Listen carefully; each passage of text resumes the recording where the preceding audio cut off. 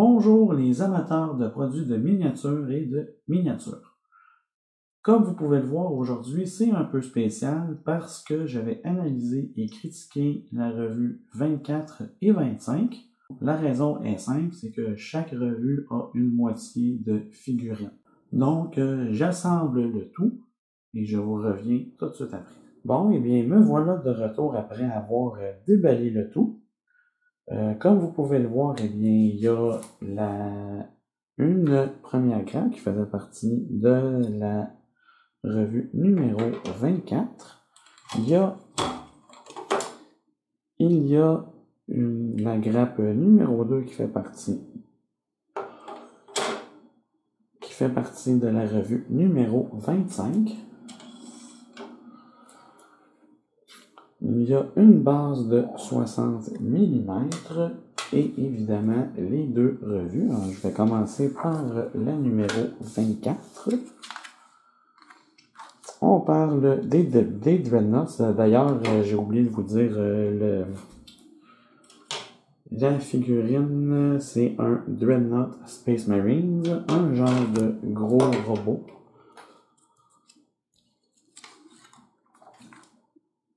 On a une autre histoire. On verra c'est une histoire. Les équipements.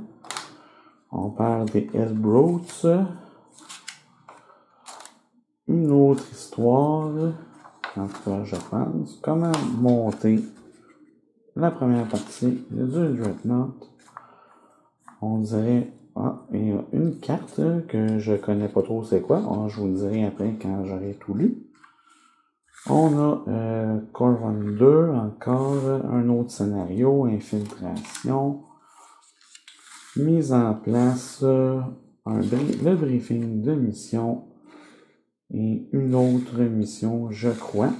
Et évidemment, ce qu'il y aura dans les prochaines revues, évidemment, la deuxième partie du Dreadnought et le numéro 26 qui sera un shade Reichland Flesh Shade et une peinture d'Abaddon Black. Je vais passer à la revue 25. On parle ici des Dreadnoughts. On parle ici on dirait qu'on parle de Dreadnought Contentaur, une autre sorte de Dreadnought. Oui, on entend un petit peu, c'est collé.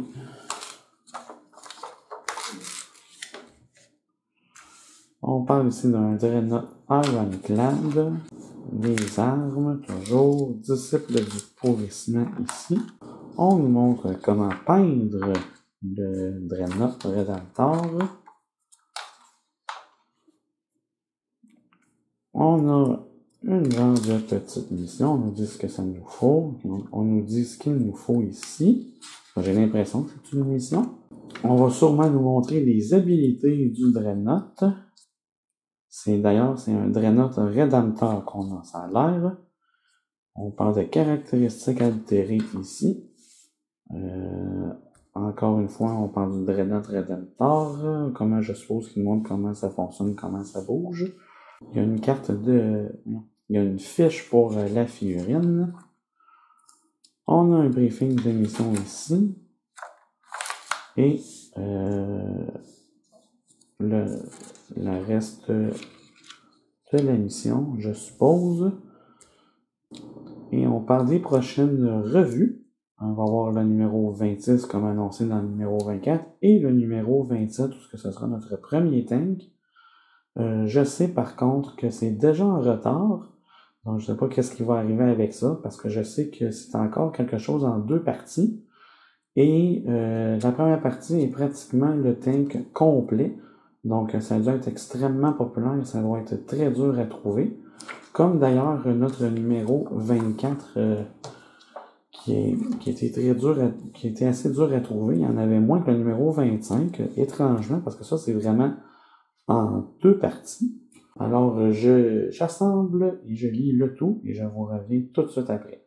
Bon, eh bien, me voilà de retour après avoir lu et assemblé le tout. On va commencer par la figurine. La figurine, c'est un Dreadnought Redemptor. C'est un genre de gros robot. Là. Je sais que c'est pas exactement un robot, là, mais bon, pour les besoins des personnes nouvelles, on va dire ça comme ça.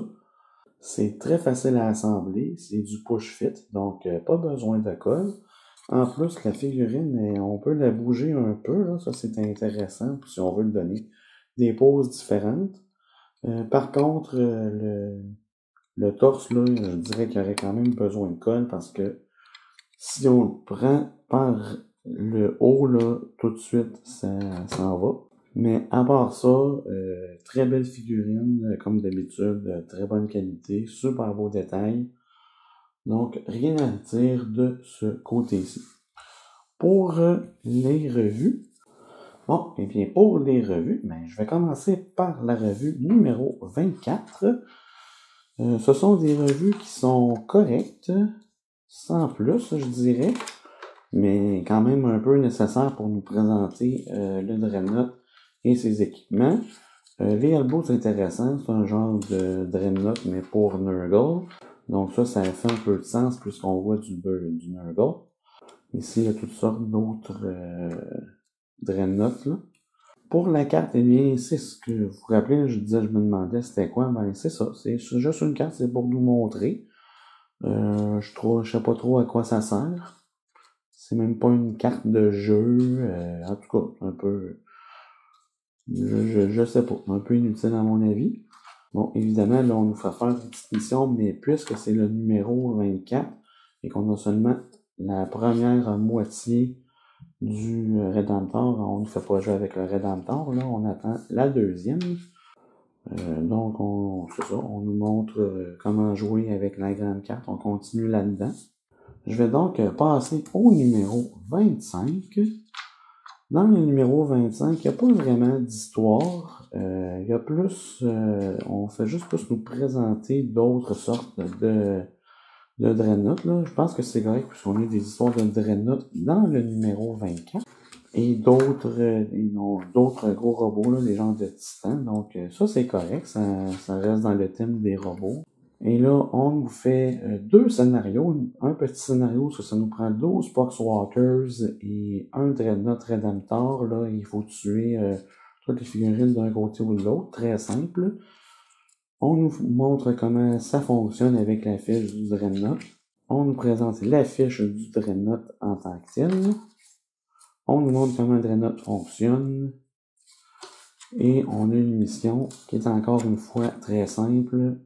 Et pour le deuxième scénario, c'est intéressant. On nous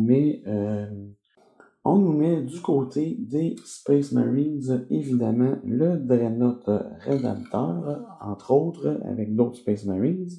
Et du côté de Nurgle, on nous met aussi un robot, la Mephitic Blight Polar. J'ai commencé à le peindre, j'ai évidemment pas fini. Mais lui, on le connaît déjà, vous l'avez déjà vu. Avec d'autres figurines de Deadguard. C'est une revue qui me semble correcte, là. Le scénario me semble intéressant. Sur la grosse carte, avec des robots, là, on commence à rentrer dans du vrai Warhammer 40 000. Bon, eh bien, est-ce que ça vaut la peine d'en avoir deux? Je dirais absolument. Ça vaut vraiment la peine d'en avoir plus qu'un, là. Surtout au prix que ça vaut, là. Ça vaut, en tout cas, sur le marché présentement, un Primaris Dreadnought Redemptor, c'est 68$. Je sais pas si le nôtre est Primaris, là, j'ai aucune idée.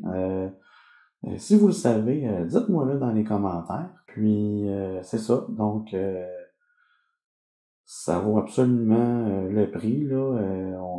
On dépense, c'est sûr qu'on dépense 40$, mais ça vaut beaucoup plus que ça, là. Si c'est vraiment un Primaris, ça vaut 70. Si c'en est pas un, peut-être 50, 60. Donc, ça vaut quand même la peine. Le seul problème, c'est que bonne chance pour trouver le numéro 24. C'est quand même assez dur à trouver, comme je l'ai déjà mentionné. Donc, il y a ça comme problème.